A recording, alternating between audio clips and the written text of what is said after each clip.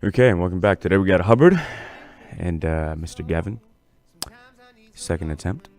Hopefully this goes better. Seems like it is. So we're good. Today we're going to be talking about the effects and controls. Effects and controls. Now, if you don't see it, you can go up here to Windows and effects and controls. Now, obviously mine's already up. So by default, it's empty because I have nothing selected. Now, if I were to select something, it pops up. You have your video effects and your audio effects. There we go.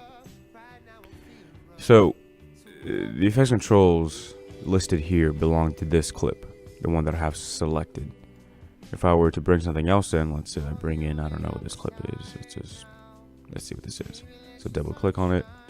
We'll take a little snippet of this clip. So I'm gonna mark in here, I'm gonna mark out here, and I'm just gonna take a little snippet. Boom, bring it down here. Now, let's go to scale frame size. So the reason why you see two different images is because I believe this is 4K, and we have a 1080p display. So it's automatically cropped in. So right click, scale frame size, boom, prompt fix. Now, again, this clip selected, the video effects for that clip show up, and it even tells you CP0161 MP4. Click on this one, zebra, C as in cow, 0006.mp4. Now we can do things to either clip and change it however we want in the effects controls. Now underneath motion, you have position, scale, rotation, anchor point, which is in the middle. You can kind of change it, and the reason why you would change the anchor point is so you can have it rotate. Instead of rotating in the middle, kind of how it is there, you would set the anchor point off and it would rotate off center, if you wanted to. I mean, it's completely subjective. You can, like any form of art, you can do whatever you want to it. You can also change the scale on it, right? So you really zoom in for effect. You can zoom out and layer him, right, with your position. Let's say you have two different clips, right? Gonna put him here at the bottom left, and we're gonna take this clip and we're just gonna layer it. Now we're gonna click on this clip, we're gonna go to scale in this clip, and we're gonna lower the scale, and you'll see Ken pop up. How about that? So we can layer in students. That's all for effect if you wanted it to. Let's do 50 on that one. So again, effects controls, you can change anything and everything you want. I'm gonna do Command Z. Bam, bam, bam. There we go. Opacity is the transparency. So you see how he's kind of fading away. The reason why he's fading away is because underneath Ken there's nothing.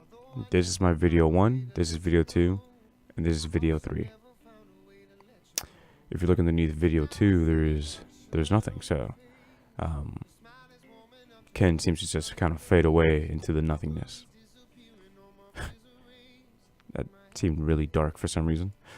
But you can kind of play with it. And I'll show you kind of what I mean here. So I'm going to take the other clip here. So I'm going to take her, and I'm going to stack her, right? I'm going to stack that clip underneath Ken. So when I'm looking down, right, because everything you see top to bottom. So video 3 has higher priority, video 2 has higher priority than video 1, and so forth. If I had a video 4, right, it would have higher priority than video 3. Again, you see from the top bottom. And the way I did to create that video was just click and drag a clip into the nothing, and it creates another video track, video 5. So I'm gonna go to video 2 here. I'm gonna put her on top. I'm gonna put Ken on top. I'm gonna put her on the bottom, and you'll see that you'll be able to see both clips at the same time, simultaneously. And just to kind of drive that point even more so, I'm gonna move her over slightly, and then I'm gonna go to Ken right? And the effects controls, and I'm gonna move him over slightly, and you can see both clips at the same time. Kind of a cool little trick. There's obviously more to it if you wanted to get more in depth, but we'll do it, at a later time. Typically, this white line, there's also one in the audio track as well, and the audio represents volume. On the video track represents the opacity, the transparency. So again, it's how much of it you can actually see, and it tells you the number right there whenever you click and drag. 100% transparent, so you really can't see through it. 0, so you can see completely through it. And then the volume is pretty easy for the effects controls. It just regulates the actual audio levels of the clip. So underneath levels right here, you can go -300 and it'll pretty much be completely quiet. Hello, computer. You can go back to 0, which is standard, right? That's your basic baseline. Basic baseline. That's a bit repetitive. That's kind of where you start. So 0. So if you look here, here we're asking some couple questions, and if you look, we're kind of up here in this range, -12, -3, which is kind of where we want to be. The only thing you don't want is for it to go red. For it to go red means that it peaked, and in other words, it's way too high. So we can just adjust the level slightly. Can go up a little bit more. Go up a little bit more. Let's try this one because this one's already done. As you can see, I've already added some keyframes to this, so this one's brand new. Okay. Audio levels, we're gonna go a little bit higher.